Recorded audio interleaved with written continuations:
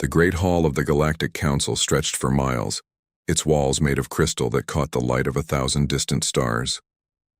Representatives from 300 species sat in their designated sections, their forms ranging from the massive rock-like Thundorians to the floating, translucent whispers. Today they had gathered for what most considered a waste of time. The Vorathene elder stood at the center platform, her 6 eyes closed in concentration. She was old even by the standards of her ancient species. Her scales had turned from vibrant blue to the pale silver that marked a Vorathene who had lived for over 15,000 years. Behind her, 2 more elders stood in silent support, their faces grave. "We have called this emergency session," the elder began, her voice carrying through the chamber without technological aid, "to warn you of a species we have recently discovered." Ambassador Krellner of the Galactic Empire leaned back in his floating throne, his metallic features arranged in what passed for a smirk among his kind. The Galactic controlled 1/3 of the known galaxy.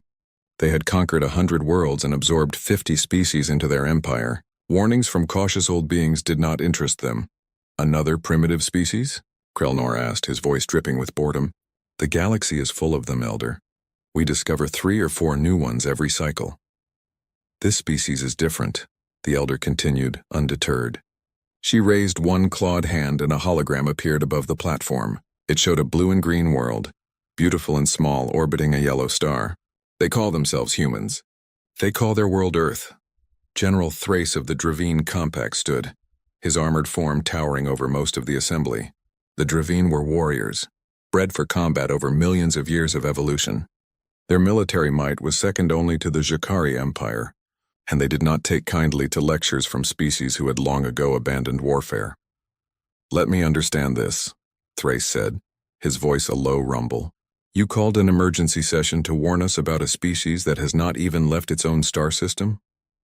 The hologram zoomed in, showing images of human cities, human faces, human children playing in parks. They looked soft, fragile. Their bodies had no natural armor, no claws, no venom. They were small compared to most galactic species. "We have studied them for 50 of your standard years," the elder said. "We have observed their history, their wars, their development, and we have found something that terrifies us." A ripple of amusement passed through the chamber. The Vorathene were known to be overcautious, but this seemed excessive even for them. The elder's eyes opened fully, all 6 focusing on the assembly with an intensity that silenced the murmurs. "In the galaxy's long history, we Vorathene have existed for over 100 million years. In that time, we have watched species rise and fall. We have seen empires that made the Galactic look small. We have witnessed the birth and death of civilizations you cannot imagine." She paused, letting her words sink in. "And in all that time, we have encountered 16 species that shared certain characteristics. We called them the Rage species. They were unstoppable, adaptable, and absolutely refused to accept defeat. Each one nearly destroyed the galaxy before they destroyed themselves. Ancient history," Krellner dismissed. "Legends to frighten children." "No," the elder said firmly. "Fact, documented fact stored in our archives. And these humans match 14 of the 16 behavioral markers we identified in those extinct species." She manipulated the hologram, and images began to play. Humans in ancient times fighting with primitive weapons. Humans building ships to cross their oceans when they had no idea what lay beyond the horizon. Humans splitting the atom while they still fought wars with conventional weapons. Humans reaching for their moon before they had even achieved peace on their own world. "Look at their history," the elder urged. "They have fought over 13,000 recorded wars. They have survived ice ages, plagues, natural disasters that would have ended most species. They have developed weapons capable of destroying their entire world, used them twice, and then somehow stopped themselves from using them again. So they are violent primitives," Thrace said. "We have faced violent species before, Elder.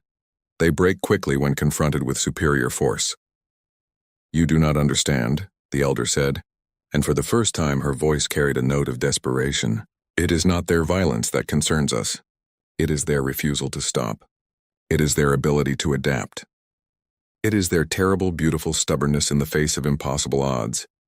She showed more images. Humans climbing mountains that killed them. Humans diving to ocean depths that crushed their bodies. Humans launching themselves into space in vessels that frequently exploded. Humans building, fighting, learning, growing, never stopping, never giving up. They have a saying, the elder continued. When humanity is pushed to the edge, when there is nowhere left to run, they do not surrender. They bare their teeth and they fight. They call it going down swinging. And they would rather die fighting than live in chains. Poetic, Krellner said dryly. But irrelevant. They are decades away from even crude faster-than-light travel. By the time they could pose any threat, they will have been integrated into the galactic community. Civilized. Controlled. The elder closed her eyes again, and when she spoke, her voice was heavy with sorrow. We did not call this session to debate. We called it to warn, and we leave you with 3 explicit warnings recorded in the official council archives. The chamber's recording systems activated automatically, glowing blue to indicate that what followed would be permanently stored. First warning, the elder said, never back humans into a corner. When they have no way out, they become something else, something dangerous. Second warning, never threaten their young or their homes. They will accept their own deaths with strange calm, but threaten what they love and they will burn the galaxy to ash to protect it. Third warning, never assume their limits are their limits. What they cannot do today, they will do tomorrow. What kills them now, they will survive next time. They learn from every failure, adapt from every defeat, and they never ever stop trying. The elder looked around the chamber, her ancient eyes meeting those of the council's most powerful members. We Vorathene have seen the rise and fall of empires. We have watched species that seemed invincible crumble to dust, and we tell you now, with all the weight of our 100 million years of memory, these humans are either going to be your greatest allies or your worst nightmare. The choice you make will determine which. She stepped back and the 3 elders turned to leave. Wait, called Counselor Mira of the Peaceful Confederation. What should we do then? What do you recommend? The elder paused at the chamber's entrance. Leave them alone. Let them develop naturally.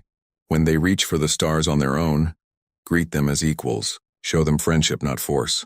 Because if you try to conquer them, if you try to control them, you will learn too late why 16 other species like them are now extinct. The elders left the chamber in silence. The moment they were gone, the murmurs began. Within minutes, the laughter started. Within an hour, the council had voted to classify the Vorathene warning as overcautious and dismissed. Ambassador Krellner returned to his empire and reported that the elders were finally showing signs of senility. General Thrace told his superiors that the Vorathene had grown soft over the millennia, seeing threats where none existed. The warning was filed away, stored in the vast archives of the Galactic Council, where it would gather dust and be forgotten. The elders returned to their sanctuary worlds, deep in uncharted space where they had retreated after the fall of the last rage species 3 million years ago. They had done their duty. They had given warning. Now they could only wait to see if this time the galaxy would listen. But deep in their hearts, in the part of them that had watched civilizations rise and fall for 100 million years, the elders knew the truth. The galaxy never listened. It never learned. Pride and arrogance were universal constants, and they always led to the same result. Somewhere on a small blue world, a human child looked up at the stars and dreamed of touching them. And the galaxy, in its infinite arrogance, had no idea what was coming. Captain Sarah Chen stood on the bridge of the colony ship New Dawn, watching the blue-green world of Proxima Centauri b grow larger in the view screen. It had taken them 4 years to reach this point, 4 years of cold sleep and dreams of a new home.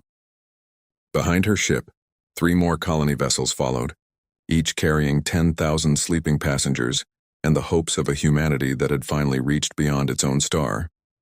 "We're receiving something," Lieutenant Park said from the communications station. His face had gone pale. "Captain, it's not from Earth, it's not from any of our ships." The view screen flickered and a face appeared. It was not human. The being had 4 eyes arranged in a square pattern, skin that looked like polished obsidian, and a mouth full of crystalline teeth. When it spoke, the translation software rendered its words into flat, emotionless English. "Attention, primitive species. You are now within the territory claimed by the Dravine Compact. By the authority of General Thrace, Supreme Commander of the Eastern Expansion Fleet, you are hereby ordered to surrender your vessels and submit to processing. You will become a client species of the Compact. Resistance is futile. You have 6 of your Earth hours to comply. The transmission ended. Sarah stared at the blank screen, her mind racing. They had expected to find alien life eventually, but not like this. Not demands and threats before even a proper introduction. "Get me a channel to Earth," she said. "Priority 1.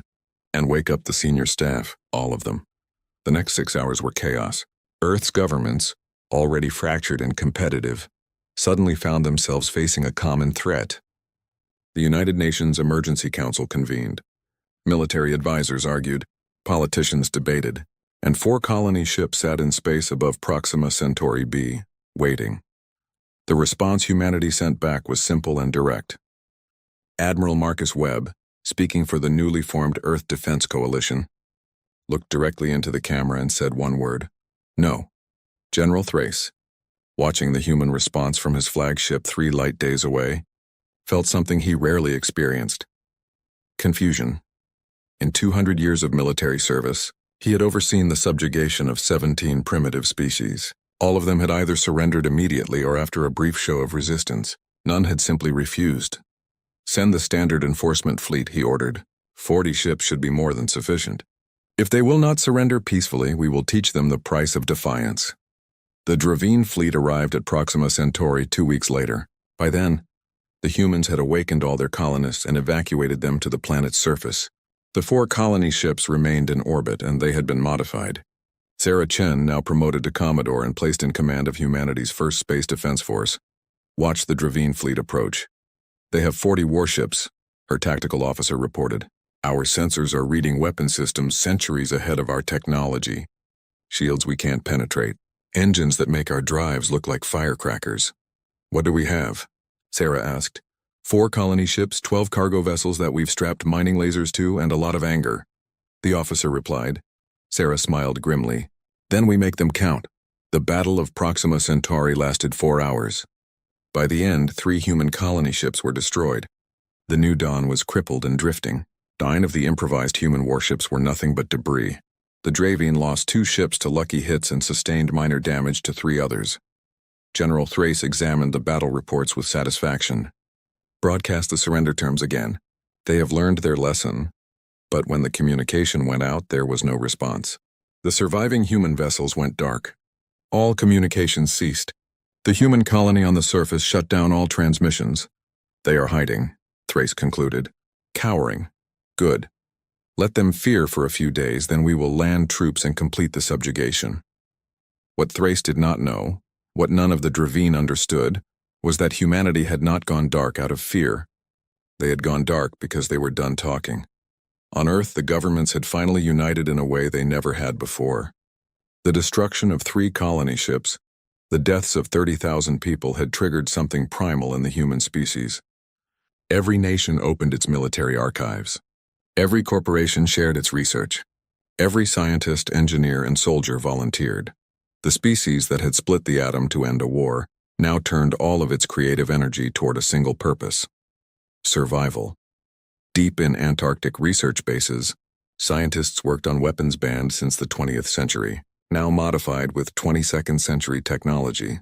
In orbital factories around Earth's moon, workers constructed ships using new designs, built for speed and hitting power rather than comfort or safety. In training facilities across the globe, volunteers lined up by the millions. On Mars, in the asteroid belt, on the moon, in every human settlement beyond Earth, the same transformation occurred. Miners became soldiers, scientists became weapons designers, colonists became resistance fighters. Admiral Webb addressed the species through every screen, every device, every communication platform humanity possessed. His message was broadcast in every language on every frequency. "They came to our new home and they killed our people. They think we will surrender because their technology is better than ours. They think we will bow because they are stronger. They have made a mistake.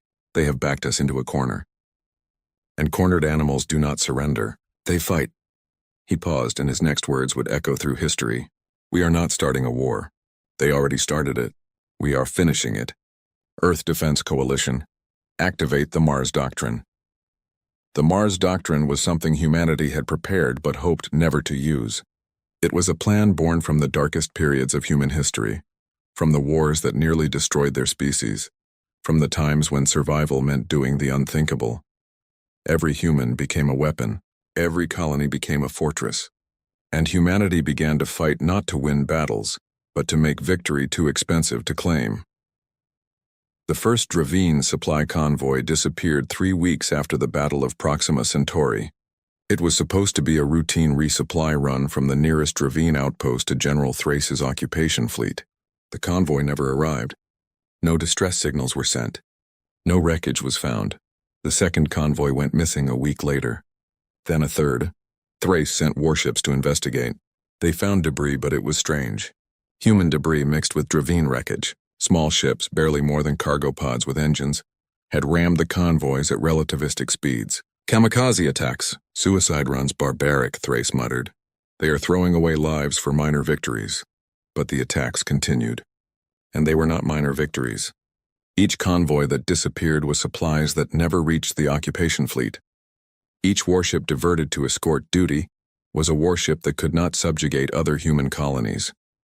Then the infiltrators began their work. A Dravine mining operation on a mineral-rich asteroid suddenly lost power. By the time rescue ships arrived, all 200 Dravine workers were dead. Security footage showed humans, but not the soft, fragile creatures from the initial reports. These humans had been modified, enhanced. They moved too fast, lifted objects too heavy for their frames, and fought with a precision that spoke of extensive training.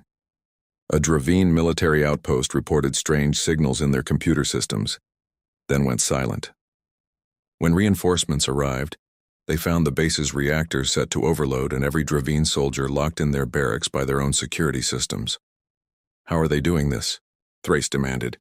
Our technology is centuries ahead of theirs. Our ships are faster. Our weapons are stronger. How are primitives attacking our installations? His intelligence officer pulled up a report. Sir, they are not fighting like a military. They are fighting like an infestation. Small groups, striking from unexpected angles using unconventional weapons. And sir, they are learning. Each attack is more sophisticated than the last. Thrace made a decision. Broadcast to all human colonies.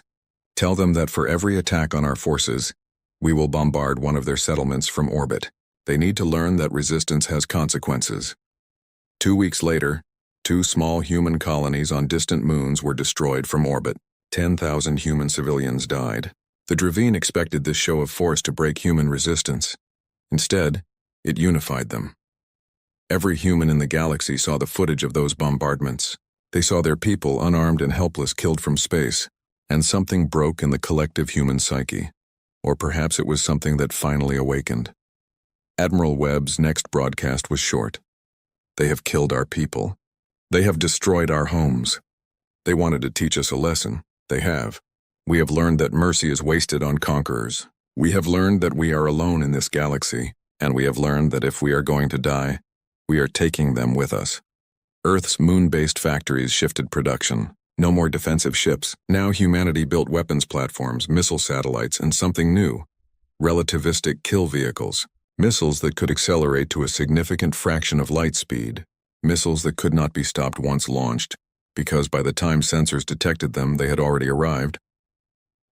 Humanity had crossed a line. They were no longer fighting to protect their colonies. They were fighting to survive. And a species fighting for survival did not follow the rules of civilized warfare. Across the galaxy, in the 2 years had passed since the Battle of Proxima Centauri, and the galaxy had learned a new emotion: unease. Trade routes that once passed safely through former human space now required armed escorts. Merchant ships traveled in convoys, and every species with interest in that region of the galaxy had to recalculate their risk assessments. On the Jakari homeworld, Ambassador Krelnor sat in his office reviewing profit reports. His secret weapons sales to the Dravine had been extremely lucrative. The compact was paying premium prices for advanced shields, sensors, and ammunition, and the best part was that the conflict seemed endless. Humans refused to surrender, and the Dravine refused to withdraw. It was a perfect situation for an arms dealer. His assistant, a smaller Zakari with copper-colored plating, entered carrying a data tablet. Sir, another report from the Dravine front. 3 more supply ships lost this week. Krelnor waved a metallic hand dismissively. The Dravine have plenty of ships. This war could continue for another decade at this rate. Excellent for business. What Krelnor did not see, what his profit-focused mind could not comprehend, was the pattern in those losses. The attacks were not random. They were surgical. Humanity had spent 2 years studying Dravine tactics, Dravine technology, and Dravine psychology. And they had learned. Lieutenant Commander James Okonkwo floated in the cockpit of his modified fighter, watching the Dravine convoy approach through his passive sensors. His ship was barely a ship at all anymore, just a cockpit strapped to engines and weapons. No life support to speak of, no comfort systems, no extra weight. He and his suit had enough oxygen for 6 hours. That was all he needed. Ghost Squadron, confirm positions, he whispered into his comm. 5 voices responded, each from a different hiding spot in the asteroid field. 6 ships total, barely registering on sensors, waiting for a convoy of 20 Dravine vessels. The old James would have thought this was suicide. The new James, the one forged in 2 years of desperate warfare, knew it was just Tuesday. Remember the drill, he said. Hit the escorts first. Disable, not destroy. We need the supplies intact.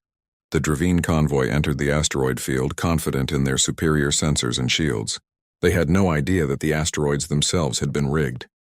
Humanity had learned to be patient, to prepare ambushes months in advance. James gave the signal. 6 human fighters screamed out of hiding at velocities that should have killed their pilots. But humanity had learned to push their bodies beyond normal limits using drugs, genetic modifications, and technology scavenged from every battle.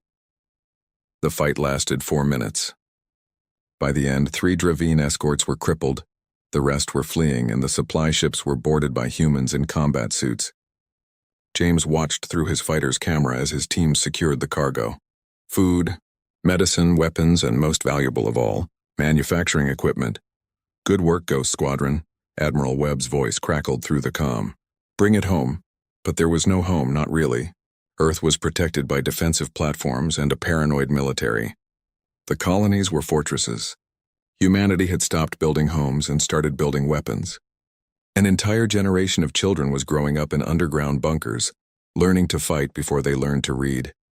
This was what the elders had warned about. A species pushed past the point where civilization mattered into pure survival mode. General Thrace stood before the Dravine High Command, his career and reputation crumbling around him. The conquest that should have taken months had dragged on for 2 years. His forces, once proud and confident, now jumped at shadows. The humans are using guerrilla tactics, he explained to the stone-faced commanders. They refuse to engage in open battle. They strike from hiding, they run, they hide, and they strike again. Then find where they hide, High Commander Draxus growled. You have thousands of ships. They have dozens. How is this even a competition? Because they are not fighting to win battles, Thrace said, and for the first time his voice carried a note of respect for his enemy. They are fighting to make every victory cost us more than we can afford. Every supply convoy we send requires 3 escorts. Every outpost needs triple guards. Every expansion into their territory costs us ships, soldiers, and resources. We are bleeding ourselves dry trying to conquer a species that will not accept defeat. Draxus leaned forward. Then we break them. We have been too gentle. Authorize planetary bombardment. Turn their worlds into glass. They will surrender when they have nothing left to protect. Thrace hesitated. High Commander, the Vorathene elders warned against threatening human homes. They said, the Vorathene are cowards who fled from their own shadows 3 million years ago, Draxus interrupted. Their warnings are meaningless. Authorize the bombardments. 3 weeks later, Dravine warships entered orbit around 2 human colonies. These were not military targets. They were farming worlds, places where humans grew food to feed their population. The Dravine broadcast their intentions. Surrender all military operations or watch these worlds burn. Humanity's response came not in words but in action. Every human military asset in the region converged on those 2 worlds. It was a trap, and humanity walked into it willingly. The Battle of Greenhaven and New Manitoba lasted 16 hours. Humanity lost 60 ships, the Dravine lost 15. By every military calculation, the Dravine won. They destroyed the human fleet, and then they bombed the colonies as promised. 50,000 humans died. But something changed in the aftermath, something that the Dravine, in their focus on military victory, failed to notice. Across human space, in every colony, on every ship, On Earth itself, something broke. Or perhaps something that had been breaking finally shattered completely. The last restraints of civilized warfare fell away. Dr. Sarah Yuki had been a pacifist before the war. She had protested military spending, advocated for peaceful exploration, and believed that all intelligent life could coexist. She had watched her home colony burn from space. Now she stood in a secret laboratory deep in an asteroid, working on weapons that would have given her nightmares 2 years ago.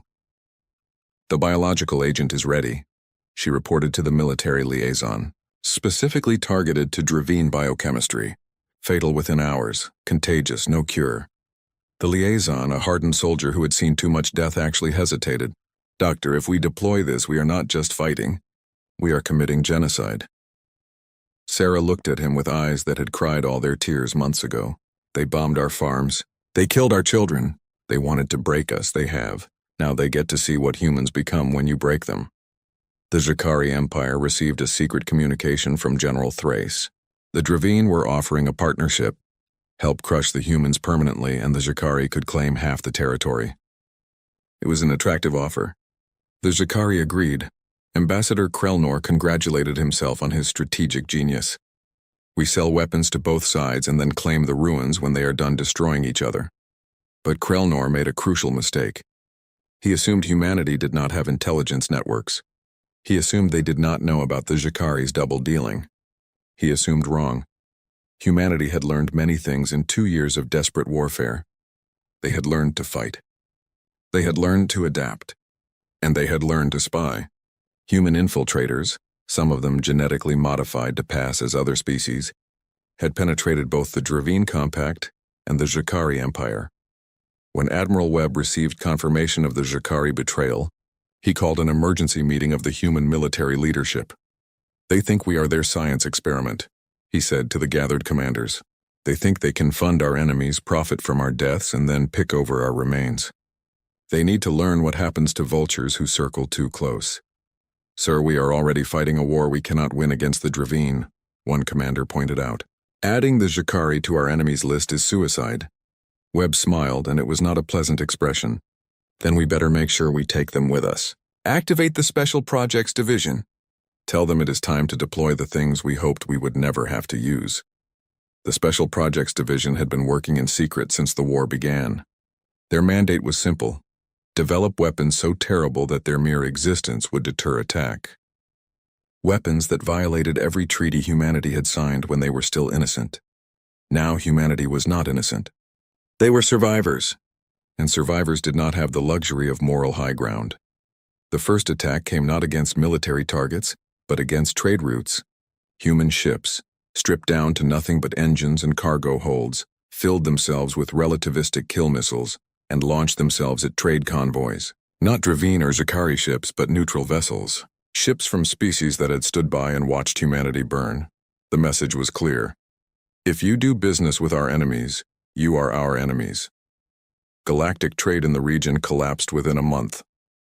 Species that had no stake in the war suddenly found themselves losing ships, losing money, losing people. They demanded the Galactic Council intervene, but the Council was paralyzed. Half the members wanted to end the war through mediation. The fortress world of New Horizon hung in space like a jewel, humanity's largest remaining colony outside of Earth. 3 million people lived on its surface, protected by orbital platforms, shield generators, and the desperate hope that the enemy might overlook them. They did not. General Thrace and Ambassador Krelnor stood together in the command center of the combined Dravine-Jakari fleet. Around them, holographic displays showed 400 warships, the largest military force assembled in this region of space in 1,000 years. 60% of their combined military might, all focused on one world. "This should have been finished years ago," Krelnor said, his metallic face reflecting the cold light of the displays. "One decisive blow. Break their largest colony and the rest will crumble." Thrace nodded, though part of him felt uneasy. 3 years of fighting humans had taught him to never assume victory. But the numbers did not lie. 400 ships against a colony, defended by perhaps 50 human vessels and orbital platforms. "It should be over in days. Begin the assault," he ordered. The fleet moved forward, and New Horizons defenders began to fight. Admiral Wei Jiang commanded the defense from the orbital station Defiance. She was 60 years old, had lost her daughter in the first year of the war, and had forgotten what peace felt like. She looked at the approaching armada and felt no fear. Fear had died somewhere in the second year. Now there was only purpose. All batteries free fire as soon as they are in range, she commanded. Launch all fighters. Activate the minefield.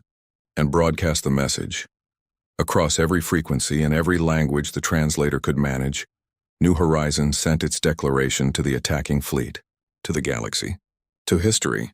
We are New Horizon. We are 3 million souls who wanted nothing but to build homes among the stars. You came to conquer us. You came to enslave us.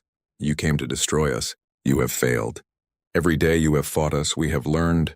Every defeat has taught us. Every loss has made us stronger. You think you face a broken species. You are wrong. You face humanity. And humanity does not surrender. We will make you pay for every meter of ground. We will make you bleed for every minute you stay. And if we must die, we will die making sure you remember us forever. The battle began. The first wave of Dravine and Jakari ships hit the minefield and learned that human mines were not simple explosives. They were AI-controlled drones that had been waiting, learning enemy ship signatures for 3 years. They struck with precision, targeting engine cores and life support systems. 30 ships died in the first 15 minutes. Press forward, Thrace commanded. They cannot have enough mines to stop us all. He was right. The minefield claimed 50 ships total before it was expended. The fleet continued forward, now down to 350 vessels. Then they met the orbital platforms. Human engineering had evolved during the war. The platforms were not simple gun batteries. They were kinetic accelerators that fired chunks of iron at fractions of light speed. They were laser arrays powered by miniature fusion reactors. They were missile pods that released thousands of smart munitions. The platforms died quickly under the overwhelming firepower of the fleet. But they took another 40 ships with them. 310 ships remained. Wei Jiang watched her defenses crumble and smiled grimly. Phase 2. Launch the harpoons. The harpoons were humanity's nightmare weapon, born from desperation and applied physics. They were small ships, barely larger than fighters, with one purpose: accelerate to relativistic speeds and ram. Their targets were not the attacking fleet. Their targets were the 2 moons orbiting New Horizon, moons that the fleet was using as cover and staging areas. The impact of a harpoon turned those moons into weapons. Chunks of moon, accelerated to incredible speeds, became planet killers. The fleet, positioned near the moons for tactical advantage, found itself in the path of a debris field moving at 10% light speed. Ships died by the dozens, not from human weapons, but from the moon itself. Retreat from the moons, Krelnor screamed. They turned the terrain into weapons. 230 ships remained. General Thrace felt cold calculation overcome his shock.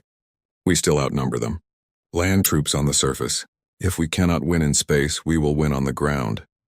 Troop carriers descended through New Horizons' atmosphere, protected by fighter escorts and point defense systems. They expected ground-based defenses, fortifications, perhaps some desperate last stand by human soldiers. What they found was a population that had spent 3 years preparing for this moment. Every civilian was a soldier. Every building was a fortress. Every street was a killing ground. The Dravine troops that landed in Sector 7 found themselves fighting humans who refused to follow any military doctrine. Children threw grenades from windows. Elderly humans operated sniper rifles from hidden positions. Families fought together, covering each other with military precision born from years of mandatory training. They are not soldiers, one Dravine commander reported. They are an entire population that has weaponized itself. But the worst was yet to come. In the underground laboratories beneath New Horizons' capital city, Dr. Sarah Yuki activated the bioweapon she had spent 3 years perfecting. It was released in aerosol form over the battlefield, invisible and odorless. Dravine soldiers breathed it in. Within hours, they began showing symptoms. Within a day, they were dead. The plague was species-specific, targeting Dravine biochemistry with surgical precision. It spread through the Dravine troops like wildfire. Within 3 days, 70% of the ground forces were dead or dying. Pull back, Thrace ordered. Get our troops off that world. But as the Dravine retreated, the Jakari made their move. They had held back, letting the Dravine take the casualties, waiting for the moment when human defenses were exhausted. Now they struck with their full force, 100 fresh ships launching a coordinated assault. Wei Zhang watched them come and realized the truth. They were going to lose. New Horizon would fall. But the Jacari had made a mistake. They had shown humanity what they cared about most, their core worlds, the wealthy populated centers of their empire far from the front lines. Send the message, Wei commanded. Activate the sleeper fleet. The sleeper fleet had been humanity's most desperate gamble. 50 small ships, launched in the first year of the war, programmed to travel at slower speeds, taking circuitous routes, hiding in asteroid fields and gas clouds. Each ship carried a crew in cryogenic suspension. Each ship was piloted by AI. Each ship carried 6 relativistic missiles. These ships had been traveling for 3 years, heading not to the front lines but deep into Jacari space, to their core worlds, to their homes. The Jacari High Council received the first reports and refused to believe them. Human ships could not possibly have penetrated so deep into their territory undetected, but the explosions were real. 3 core worlds, each hit by relativistic missiles traveling at 70% light speed. Missiles that could not be stopped because by the time they were detected, they had already struck. Billions of Jacari died in the first hour. Not from the initial impacts which destroyed entire continents, but from the secondary effects. Atmosphere ignition, tidal waves, nuclear winter. Overlord Kess watched his civilization crumble through the reports flooding in. He had thought humanity was fighting to survive. He had not realized they were fighting to take everyone with them. How did they do this? He whispered. How did we not see these ships coming? His military advisor provided the answer. They launched 3 years ago, Overlord. Before we even joined this war, they predicted we would betray them, and they prepared their revenge before we even considered it. On New Horizon, the battle continued. The Jacari fleet, now receiving reports of the devastation in their home territory, faltered. Some ships began to pull back. Others continued the attack out of sheer rage.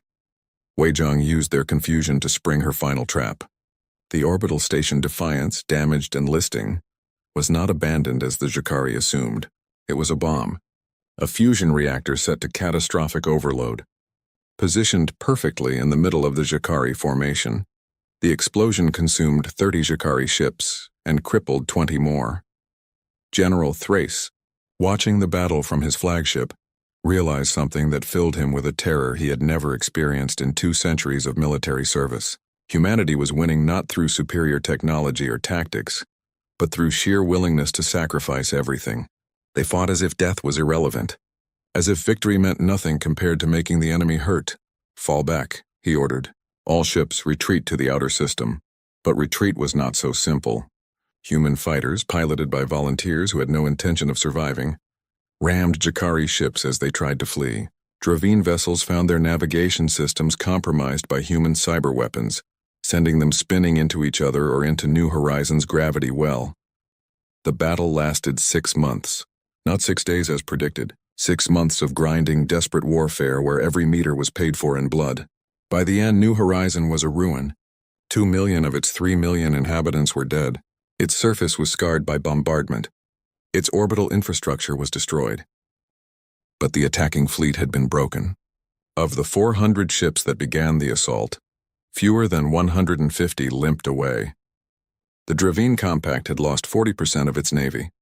The Jacari Empire was the Galactic Council chamber had been rebuilt on a neutral world, far from the territories of any major power. The old chamber on the Jacari homeworld was now a crater visible from space. The new chamber was smaller, humbler, and filled with representatives who had learned the price of arrogance. 5 years had passed since the siege of New Horizon. 5 years since humanity had proven they would rather destroy themselves than submit. The war had officially ended 3 years ago, but the peace summit had taken this long to organize. Too many species wanted to ensure they were safe before putting all their leaders in one room with humans. General Thrace stood at the entrance to the chamber, no longer a general. The Dravine Compact had collapsed in the aftermath of the war, fragmenting into 6 smaller nations. Thrace was now simply a citizen, sent to bear witness to the peace that his pride had made necessary. His armor, once polished to perfection, was scarred and dented. He had refused to replace it. Let it serve as a reminder. Ambassador Krelnor waited nearby, also stripped of his titles. The Jakari Empire had survived, but barely. 3 core worlds devastated, their economy in ruins, their population traumatized. Krelnor had lost everything: his position, his wealth, his family who lived on one of the destroyed worlds. He was here because someone had to accept responsibility for the Empire's mistakes. "They are coming," a council aide announced. The chamber fell silent. Every species present had losses to mourn. The Dravine had lost 40% of their military. The Jakari had lost billions of civilians. Dozens of neutral species had lost trade ships, stations, and personnel to a war that had consumed everything near it. And humanity? Humanity had lost 60% of their total population. Of the 40 billion humans that existed before first contact, only 16 billion remained. Colony worlds were graveyards. Earth itself had been pushed to the brink of collapse from the resource strain of total war. The human delegation entered, and Thrace felt something he never expected: pity. They looked human, walked upright on 2 legs, had 2 arms and 1 head, but something in their eyes had changed. They moved like soldiers, every step calculated. They watched everything, trusting nothing. 3 years of peace had not erased the vigilance of 5 years of total war. Ambassador Chen Liu led the delegation. She had been a diplomat before the war, one of the voices arguing for peaceful expansion.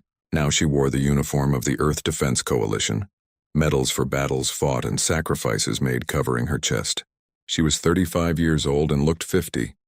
She took her position at the central platform facing the assembled council. No one spoke. What was there to say? The war had spoken loudly enough. Then the rear doors opened again, and a sound like wind through dead trees filled the chamber.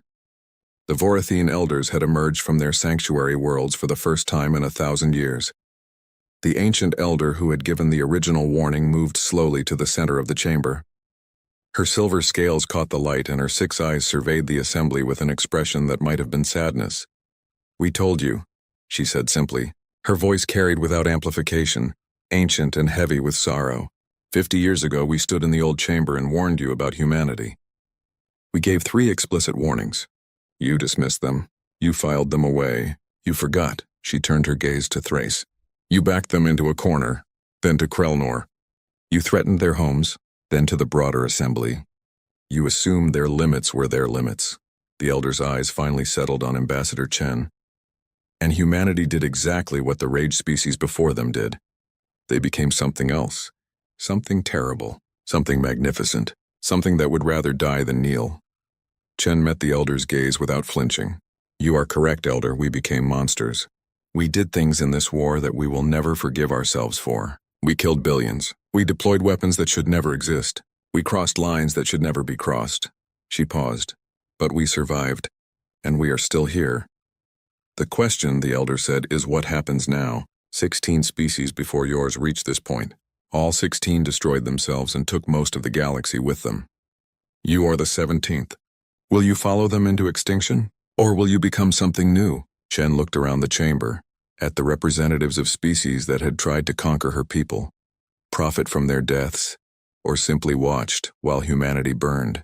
Then she looked at her own delegation, at soldiers and scientists and survivors who had seen too much death. We did not want this war, Chen said, her voice carrying to every corner of the chamber. We wanted to explore. We wanted to build. We wanted to be your friends. You made us your enemies instead. You taught us that the galaxy is not safe, that alien civilizations cannot be trusted, that the only security is strength and the willingness to use it. She took a deep breath. But you also taught us something else. You taught us that war is expensive, that victory can be worse than defeat, that there has to be another way. Chen activated a holographic display. It showed human space, scarred and wounded but still inhabited. It showed Earth, its population reduced but recovering. It showed colony worlds being rebuilt, children being born, humans daring to hope again. Humanity has decided, Chen said. We choose peace. Not because we are weak, not because we are afraid, not because we have forgiven, but because we are tired. We are tired of fighting. We are tired of dying. We are tired of waking up every day wondering if this is the day our species goes extinct. She looked directly at the elder. You asked if we will destroy ourselves like the others. Our answer is no. We will not destroy ourselves. We will not destroy the galaxy. But we will also never be conquered, never be enslaved, never kneel to anyone. Counselor Mira of the Peaceful Confederation spoke for the first time. What are humanity's terms for peace? Chen pulled up a document. The Treaty of Terra, humanity had called it. The terms were simple and non-negotiable, full sovereignty for all human worlds and territories. No exceptions. Complete control over their own space, their own laws, their own destiny. Full membership in the Galactic Council, with the same rights and representation as founding species. No probationary period. No restrictions. Recognition of humanity's right to maintain whatever military force they deemed necessary for self-defense. And one final term that made many species uncomfortable. Any attack on a human world by any species would be considered an act of war against all of humanity, to be met with total retaliation. These are not the terms of a defeated species, Overlord Kess of the Jakari said, his voice bitter. No, Chen agreed. These are the terms of a species that refused to be defeated. You had 5 years to crush us. You tried. You failed. These are the consequences of that failure. And if we refuse? Asked a representative from the Dravine fragments. Chen's smile was not pleasant. Then we continue the war. But know this. We have learned much in 5 years. We have developed weapons we have not yet deployed. We have strategies we have not yet used. We have colonies in places you have not yet found. If this war continues, we will not fight defensively. We will hunt.